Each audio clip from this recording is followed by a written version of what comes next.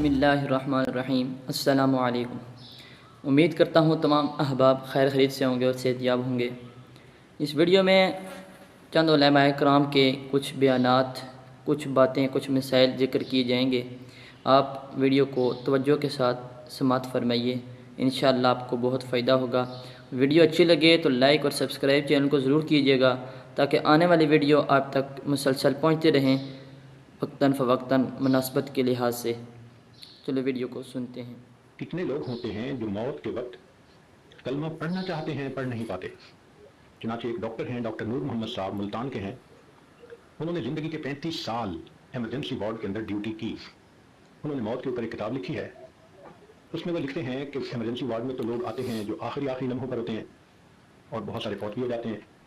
تو جب بھی کوئی ایسا بندہ میرے سامنے آتا، میں اسے کلمہ پڑھنے کی تلقین کرتا۔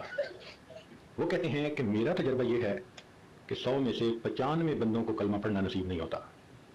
تو ان سے پوچھا گیا کہ کیسے؟ وہ کہنے لگے کہ پہلے تو مجھے سمجھ نہیں لگتی تھی کہ یہ کیوں نہیں اونچا کلمہ پڑھتے جبکہ میں ان کو پڑھا بھی رہا ہوں۔ پھر ایک بندے کو میں نے کہا کہ تمہیں ہارٹ پرابلم ہے، ہارٹ اٹیک ہے، تو میں تم سے پوچھوں گا کہ تم کلمہ پڑھو، اور اگر تم نہ پڑھ سکو گے تو میں پوچھوں گا کہ تم پڑھنا چاہتے ہو، پڑھ نہیں پا رہے؟ اس نے کہا بہت اچھا، میں جواب دوں گا۔ جب اس کی آخری کیفیت آئی تو میں نے اس سے پوچھا تو اس نے اشارے سے بتایا کہ میری زبان پہ فالج پڑ گیا ہے، اب میں بولنا بھی چاہتا ہوں، میری زبان بولتی نہیں۔ آج اللہ نے زبان کا کنٹرول ہمیں دیا، ہم چاہیں تو ایک دن میں ہزاروں دفعہ کلمہ پڑھ سکتے ہیں، لیکن جس عورت نے جیتے جاگتے کلمہ پڑھا ہی نہیں، دن گزر گئے، ہفتے گزر گئے، مہینے گزر گئے، زبان پہ کلمے کا ورد جاری ہی نہیں ہوتا، دنیا کی باتیں، دنیا کی باتیں، دنیا کے فیشن، تو موت کے وقت اچانک کلمہ کیسے جاری ہو جائے گا؟ اس لیے اس سے پہلے کہ لوگ ہمیں کلمہ پڑھائیں، ہم اپنے اختیار سے کلمہ پڑھنے کی مشق کر لیں۔